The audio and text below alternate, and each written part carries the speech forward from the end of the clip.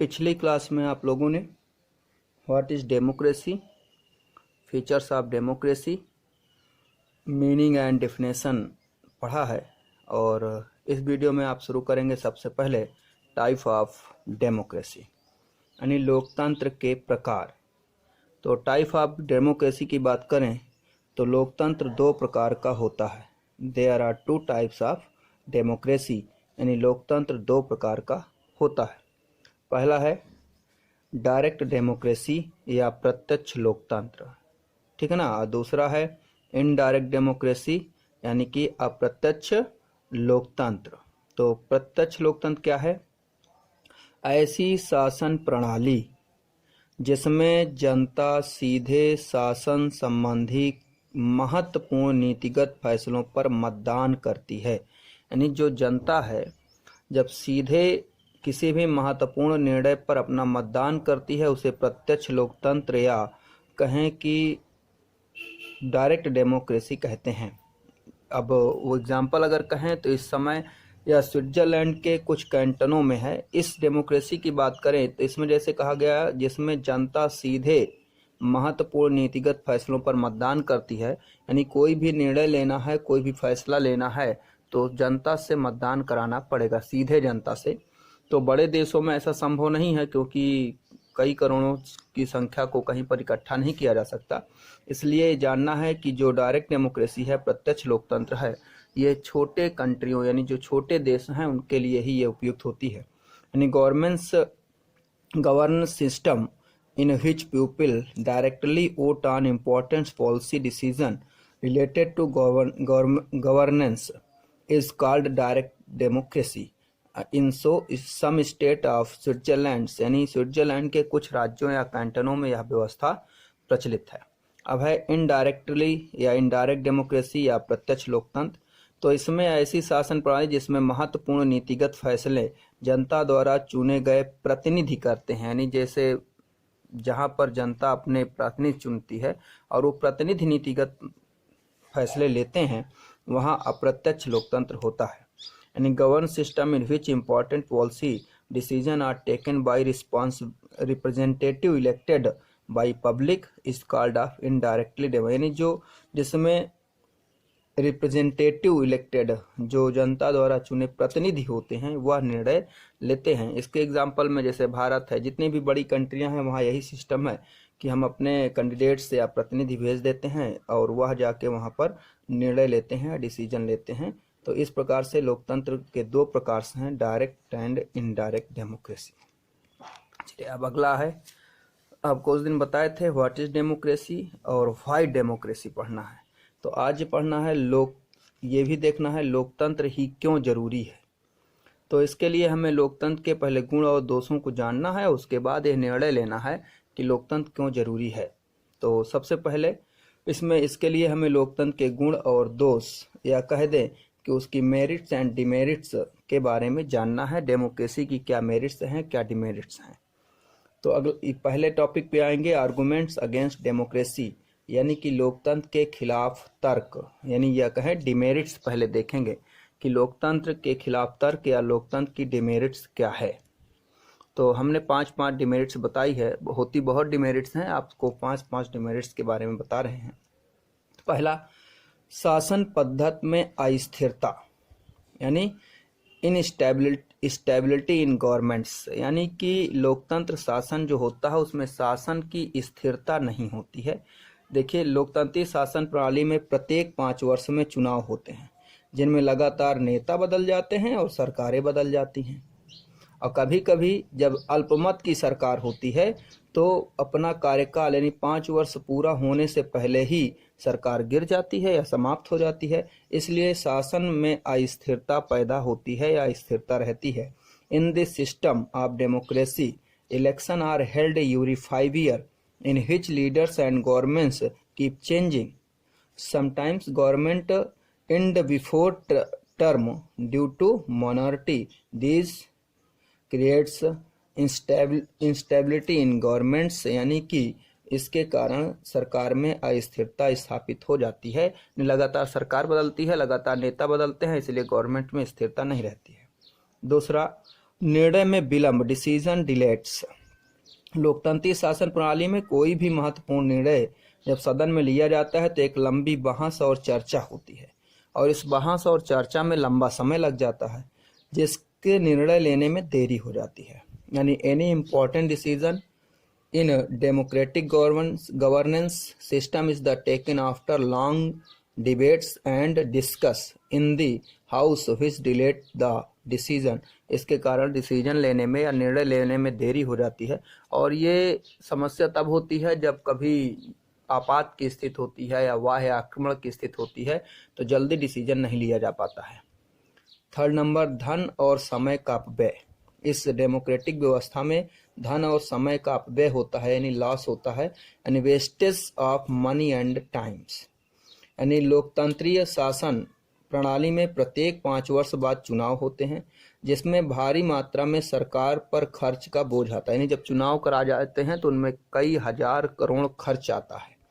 साथ ही चुनाव से पहले आचार संहिता लागू कर देते हैं, जिसके कारण सभी सरकारी योजनाएं स्थगित हो जाती हैं। अतः धन का भी अपव्यय हुआ और क्या, समय का भी अपव्यय हुआ। तो election are held every 5 years in a democratic system of governments which incurs hug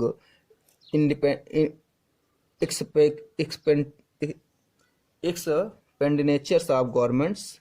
Also, all government schemes are postponed by putting a code of conduct before the election, hence they are wastage money and times। यानी इसमें money और time का loss हो जाता है या समय और धन का अपव्यय होता है। तीसरा है धनिकों का शासन, यानी जो वेल्थली रूलर्स हैं या जो धनिक हैं या संपत्तिशाली लोग हैं, वही इस प्रणाली में शासन पर आ पाते हैं। कैसे? लोकतांत्रिक शासन प्रणाली के तहत होने वाले चुनाव अत्यंत खर्चीले होते हैं। आपको ऐसे अनुमान लगाना है कि जो लोकसभा का चुनाव होता है उसमें एक कैंडिडेट्स को 75 लाख रुपए तक का ऐड में खर्च करने की अनुमति होती है, यानी 75 लाख रुपए खर्च कर सकता है। तो सीधी सी बात है कि अत्यंत खर्चीले होते हैं। अतः सामान्य नागरिक इन चुनावों में भाग नहीं ले पाता, जबकि धनिक योग्यता के अभाव में भी इन चुनाव में पहुंच जाते हैं या चुनाव में भाग लेते हैं और विजित भी हो जाते हैं, जिससे यहाँ धनिकों का और मूर्खों का शासन स्थापित होता है। Election under democratic governments are also expensive that the ordinary citizens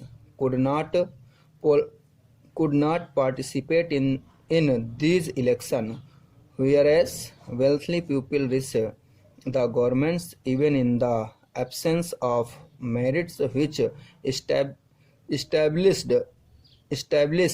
the rules of rich and fools। यानी जो फूल और रिच लोग हैं, यानी कि जो धनी और मूर्ख हैं, वो शासन में पहुंच जाते हैं। आपको बता दिए जैसे कि 75 लाख रुपए लगभग अनुमानित खर्च है, इससे अधिक खर्च लोग करते हैं। नेक्स्ट है नैतिकता का अभाव, यानी लैक ऑफ मॉरलिटी। लोकतंत्र में का मतलब सिर्फ राजनीतिक लड़ाई और सत्ता का खेल होता है। लोकतंत्र में क्या होता है, एक राजनीतिक लड़ाई होती है और सत्ता का खेल होता है। तो सत्ता में पहुंचने के लिए जो नेता हैं वो इस हद तक गिर जाते हैं कि उनमें नैतिकता का पूर्णतः अभाव हो जाता है। आप चुनाव प्रचार के समय देखें तो नेताओं का आचरण बहुत गंदा हो जाता है। उसी के बारे में कहा गया कि नैतिकता का पूर्णतः अभाव हो जाता है। Democracy means only political battle and power game, leader fall to such and expended to gain power her that they are completely lack morality. यानी इसके तहत नैतिकता का पूर्णतः अभाव हो जाता है। खराब फैसले यानी बैड डिसीजन। चुने हुए नेता जो होते हैं स्थानीय लोगों के हितों का उन्हें पता नहीं होता है, यानी जो स्थानीय लोग हैं उनके हित की इन्हें जानकारी होती नहीं है।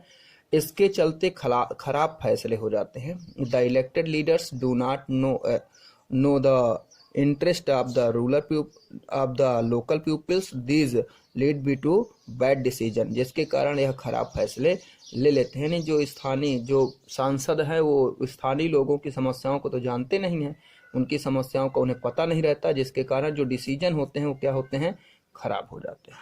तो ये है कुछ ऐसे तथ्य हैं जो इसके विपक्ष में हैं या कमियां हैं।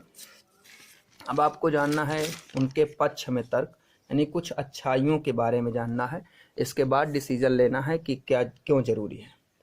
तो लोकतंत्र के पक्ष में तर्क यानी arguments favour in democratic.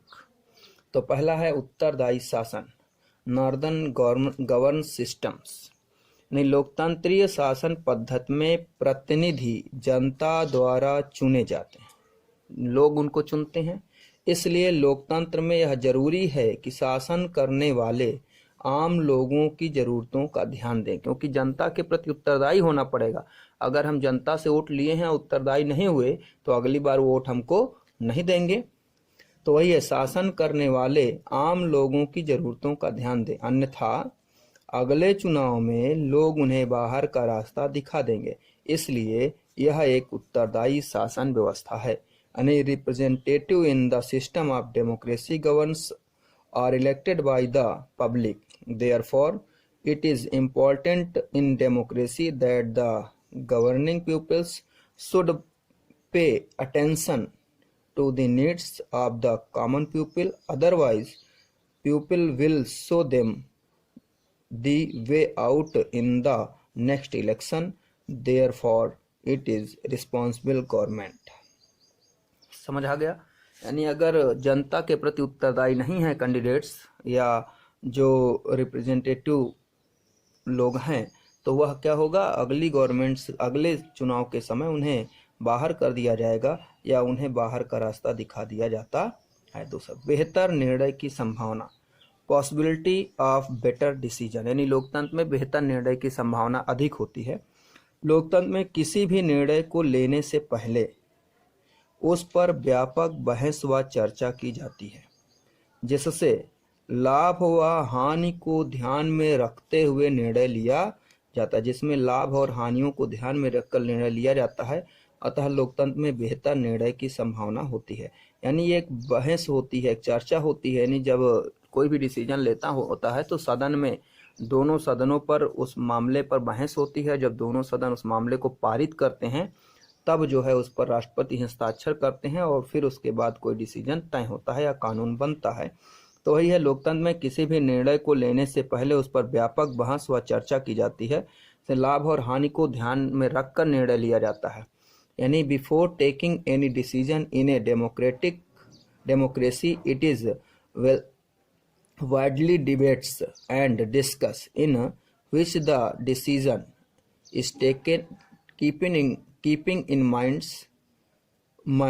the benefits and loss. Hence there is a possibility of better decision in a democracy. ठीक है। अब है राजनीतिक जागृति, यानी डेमोक्रेसी के में राजनीतिक जागृति या पॉलिटिकल अवेकिंग्स कैसे होता है। तो लोकतंत्र में प्रत्येक 5 वर्ष बाद चुनाव संपन्न होते हैं, यानी प्रत्येक 5 वर्ष में चुनाव होते हैं और इन चुनाव के समय सभी पॉलिटिकल पार्टी क्या करते हैं, अपने कार्यों की प्रशंसा और दूसरे की पार्टी की कमियों को जनता के सामने प्रस्तुत करते हैं। और दूसरी वाली पार्टी यही करती है, अपने कार्यों की प्रशंसा और दूसरे के कार्यों की आलोचना। तो उससे जनता क्या करती है, जनता अपनी तर्क से ये निर्णय लेती है कौन सी पार्टी सही है, तो जनता के सामने प्रस्तुत करते हैं, जिससे लोगों में राजनीतिक जागृति यानी लोगों में राजनीति के प्रति उल्लास या जागृति उत्पन्न होती है।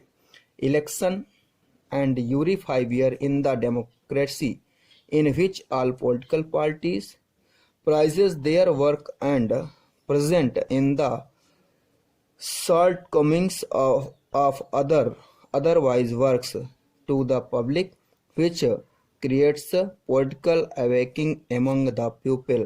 यानी कि जब प्रत्येक 5 वर्ष बाद इलेक्शन होते हैं तो जो पॉलिटिकल पार्टीज हैं वो क्या करती हैं कि work and present the shortcomings of others works to the public, यानी कि पब्लिक के सामने अपने कार्यों की प्रशंसा और दूसरे की कमियों को उत्पन्न करते हैं, जिससे लोगों में जागृत या अवेकिंग्स उत्पन्न होता है। यानी ये दिया है create political awakenings among the people.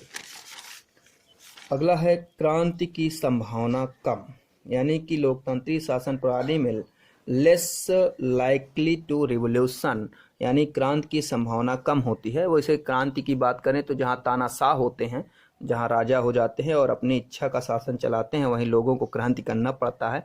आप अभी हिस्ट्री पढ़ाएंगे तो फ्रांस की क्रांति, रूस की क्रांति पढ़ाएंगे। तो ये लोकतंत्र में जनता शासकों का चुनाव करती है।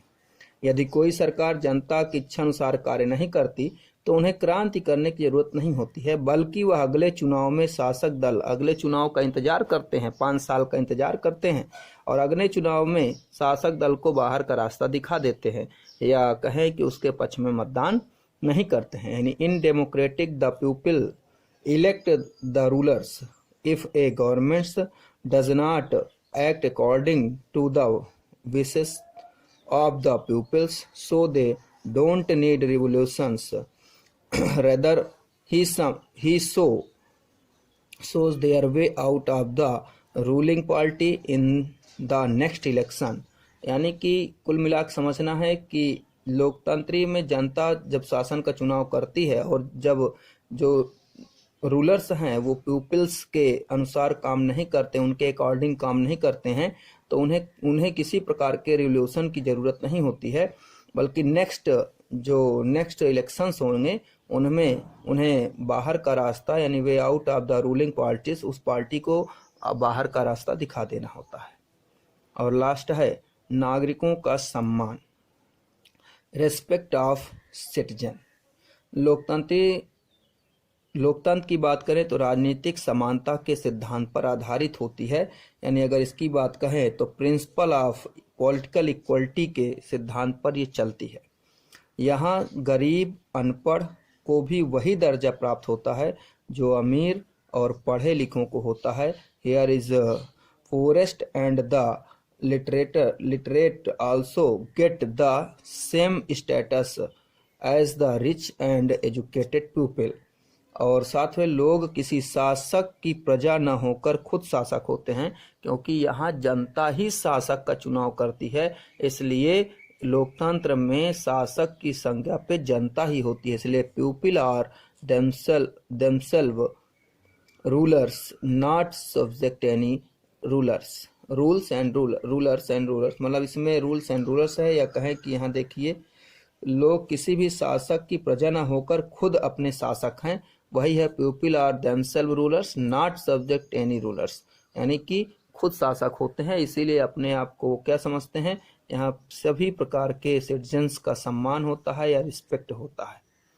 तो अगर अब यहाँ पर हम तुलना करें कि इनके जो बेनिफिट्स हैं और जो डिमेरिट्स हैं और जो मेरिट्स हैं उनकी अगर तुलना करें तो लोकतंत्र में यह जो विशेषताएं हैं या किसी भी प्रकार के, चाहे हम डेमोक्रेटिक और नॉन डेमोक्रेटिक पार्टियों की तुलना करें तो उनमें यह जो दोष हैं ये सामान्यतः ऐसे दोष नहीं हैं जिनके कारण हम लोकतंत्र को अस्वीकार कर सकें। इसलिए यह जरूरी है कि किसी भी व्यवस्था को लागू करने के लिए या किसी भी व्यवस्था लोगों के सम्मान या लोगों को जागरूक करने या उनके हित में कार्य करने के लिए डेमोक्रेटिक व्यवस्था को ही लागू किया जाना चाहिए। इस चैप्टर को आप अपनी बुक से पढ़ेंगे तो उस बुक से पढ़ने पर आपको और अच्छे प्रकार से समझाने को मिलेगा। तो बुक से भी पढ़ेंगे, वहाँ उदाहरण के माध्यम से इसे समझाया गया है, हमने इसकी थ्योरी आपको बता दिया है।